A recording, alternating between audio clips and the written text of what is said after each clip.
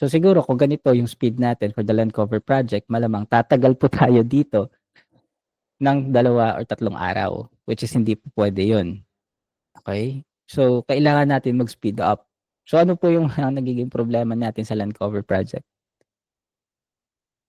Ano usually yung nagiging cause ng delay sa labeler side or sa checker side, if ever?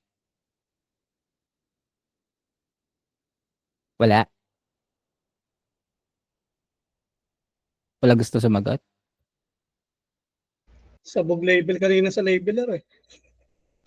Sabog label. Ano pa? What more?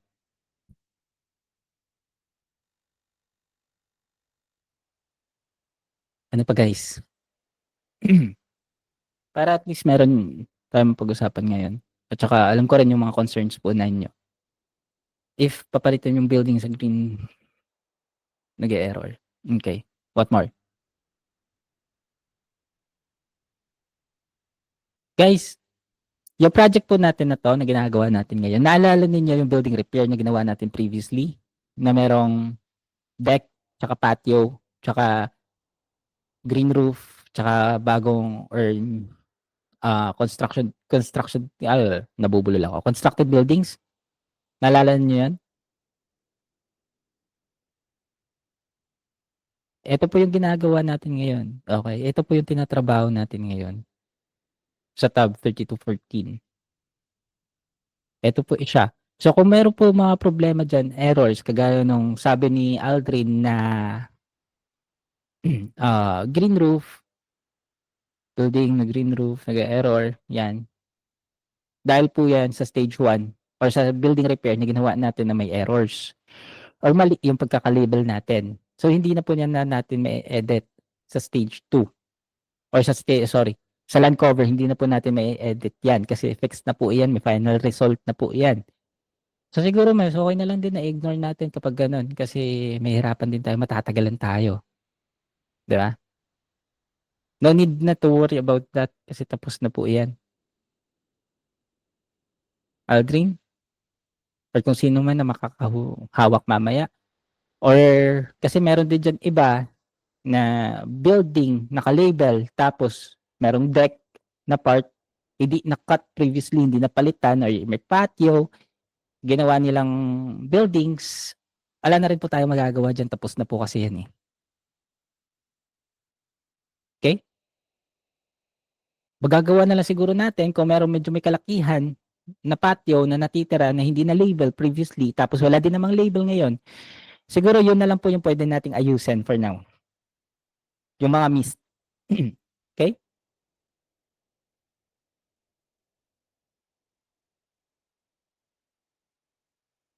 So ano pa? What more? Wala bang problema yung iba? Kasi kung wala kayong problema, bakit tayo mabagal? Ano pa?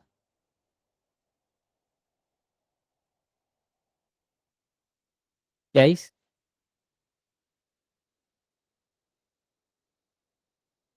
People? Pwede kayo mag-type, pwede kayo mag-on ng mic. Paano natin maaayos to kung hindi kayo magsasalita? May nawawalang category. Ano yung nawawalang category?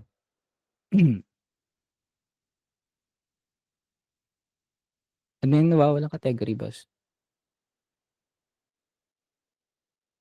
Like driveways? Mga missing driveways? Ganun?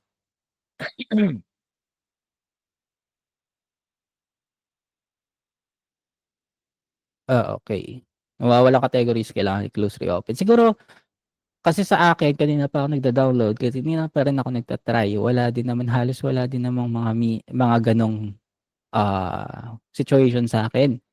So siguro, it's either sa internet natin yung may problema, hindi na download lahat ng files, o kailangan natin mag-clear muna ng ating mga cache kasi punong-puno na siguro yan previously.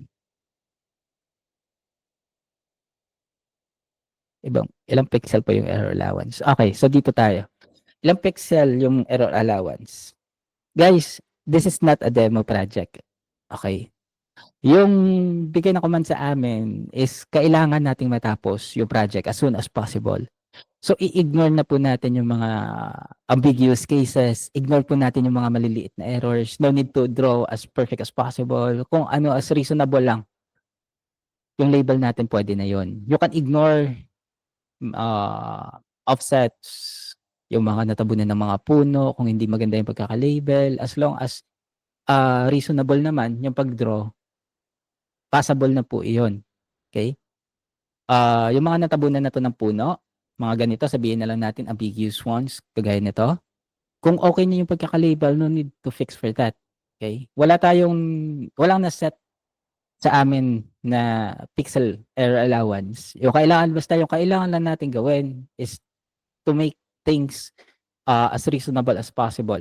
Kagaya nito, for example, like this one. May mga offset, may mga ground. Ito, klaro. Diba? May ground. Maliit lang din naman. You can ignore for that. Hindi na natin kailangan maging sobrang keen sa quality or sobrang meticuloso.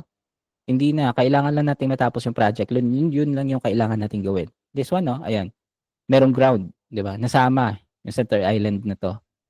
Pero hindi na natin kailangan ayusin yan. You can ignore for those. Yung kailangan lang nating ayusin is yung wasak na wasak talaga. Okay? Meron nagpi-PB ng ganun. If ever na may mga nagpi-PB na ganun ng mga checkers, report them sa inyong mga leaders. Mga leaders, kung nandito kayo, i-report ninyo sa amin para mapagpahinga natin sila or mababaan natin sila sa labeler side. Kasi minsan, yung mga checkers na yan, yan din yung mga nagkakos ng kalituhan ng mga labelers. Yeah? Pero kung ano yung binigay namin comment sa inyo, kung anong binigay namin na rules sa inyo, doon lang kayo mag-focus para hindi kayo magkaroon ng problema. Try to report them. Kung hindi kaya, messenger, PM nyo ako, PM nyo si A, para at least mapektusan natin yung mga checkers na yan na hindi alam yung mga ginagawa nila. Kaya nga na tayo nagpapatawag ng meeting, di ba? Archie? Clara? Okay, so like I said, no need to worry na sa mga medyo may mga kaliitang errors. You can ignore for them.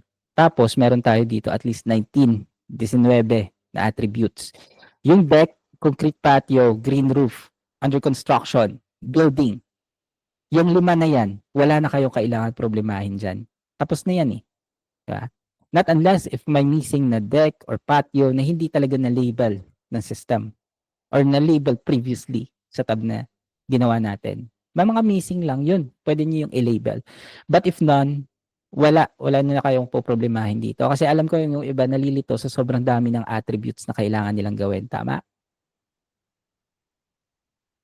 So you can ignore those 5 attributes and focus dito sa mga natitira. Kung ika-cut natin tong mga attributes na mga nandito, actually, bridge lang po ito. Bridge, road, railway, driveway, tsaka sidewalk. Yun lang po. Ito lang po yung attributes natin or kailangan natin pagfokusan. Road, bridge, driveway, sidewalk, and railway. 5 lang yan. Yung railway, hindi naman natin masyado nakikita yan, di ba? Yung bridge, hindi rin natin masyado nakikita not unless if merong mga tulay or overpass. Yung unpaved pupunta tayo dyan, kalma lang. Yung bridge tsaka railway, hindi naman masyado nakikita yan not unless if may overpass or tulay sa mapa. So, ika-cut natin yung kailangan natin pagfokusan para hindi na kayo malito masyado. Okay?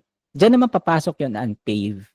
Kasi lahat ng attributes dito, sa mga road, railway, driveway, sidewalk, may mga paved and unpaved po dyan. So, kasama na po sila sa tatlo na yan na kailangan nating ayusin. Pero, para hindi rin kayo mahirapan na at malito, meron din kasing, tawag nito, sa mga residential area kagaya nito or downtown areas, usually po, walang unpaved dyan. Usually, sementado po sila. Diba? So, kailangan ninyong isipin kung saan ninyo nakikita usually yung mga unpaved road, unpaved sidewalk, unpaved driveway na yan. Saan ba natin sila palagi nakikita? Saan ba tayo nakaka-encounter ng mga unpaved attributes? Rural. Okay. Rural areas. So, kung yung mapa na makuha ninyo is residential kagaya nito, or di kaya downtown area, like this one, hindi niyo na masyadong kailangang problemahin yung mga attributes na yan. Focus lang kayo sa mga attributes na or main attributes na nandyan sa inyong software. Nakikita natin yung mga unpaved na yan usually dito sa mga rural areas, malalayo, farmland, forest areas, yan, diyan kayo nakakakita ng ganyan. Pero dito, pag residential, focus lang kayo sa mga main attributes like driveway, lone driveway, railway, road, bridges if ever meron, sidewalk. Ika-cut down natin para hindi kayo masyadong malito. You understand?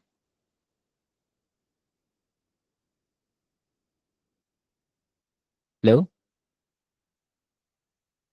Okay. For the long driveway and driveway naman, meron po tayong rules sa long driveway and driveway. At least 75 meters, right? Para sa long driveway. Bago natin masabing long driveway po ito. Tama? Usually, yung mga long driveways na yan, makikita nyo yan kapag malayo na yung building or yung bahay sa road itself. Okay?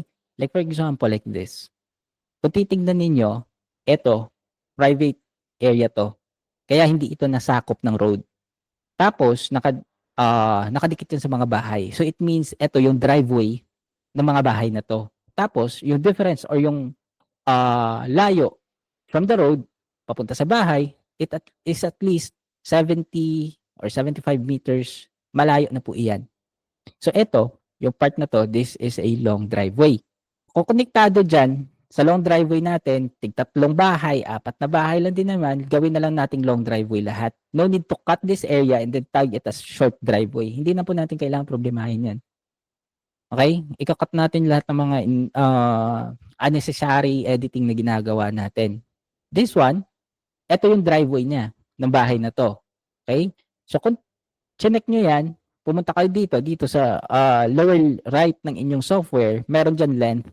Okay? So this one, hindi naman ito umabot na 75 or 70 meters. So for this one, this is still a short driveway. Okay? So para hindi rin kayo malito at saka magtag dyan na magtag ng long driveway kapag nakita ninyong malalayo sila sa bahay or mahahaba yung kanilang driveways. This one, actually hindi ito hanggang dyan. Ito lang siya. This one, yung ginawa ni labeler or previous labeler siguro. May previous labeler na ba? Wala pa. Si filter siguro. Something. Yung ginawa niya dito, kinat niya yung area na to in between. Ginawa niya short driveway. Guys, wala po tayong driveway intersection. We do not have driveway intersection for this project. Meron na tayo ditong road intersection. So kapag ganito, actually, supposedly, this is just a long driveway. Okay, long driveway lang po ito and then siguro may mga missing part dyan. So, i-fill lang natin yan. Gaya yan. And then, no need to merge na rin. That is acceptable enough. Ito, konektado din to sa bahay na to. For this building, I think this is not a residential building kasi sa parking lot pa lang niya, ayan, nakikita nyo, diba? 3 spaces. So, siguro, commercial area to or commercial building ito. Pero nasama lang dito sa residential area. So, okay na yan. Pwede naman natin gawin ganyan. Or kung medyo keen talaga kayo sa quality, or gusto talaga ninyo yung medyo, so you can tag it or label it as like this. Tanggalin natin tong parking lot. Ay, sorry. Ito pala yung parking lot. Tanggalin natin yung parking lot. Pwede naman natin itong gawing short driveway. Yan. That is acceptable as well. Di niyo kailangan magproblema sa mga quality niya. No need to be super strict and no need to be super accurate. So, ika-cut down nga natin yung mga iniisip niyo or pinoproblema ninyo into 3 different segments. Okay? First, kung ako sa inyo para mas madali, unahin ninyo yung road. First, you have to work on the road. Pagkatapos niyan, kung ganito lang din naman yung area, pagkatapos ng road, pwede kayo dumiretso sa driveway. Pagkatapos ng driveway, if ever na merong sidewalks, yung mga bahay ninyo, ipahuli ninyo yung sidewalk kasi medyo may karamihan yung kailangan i-edit sa sidewalk. Tama?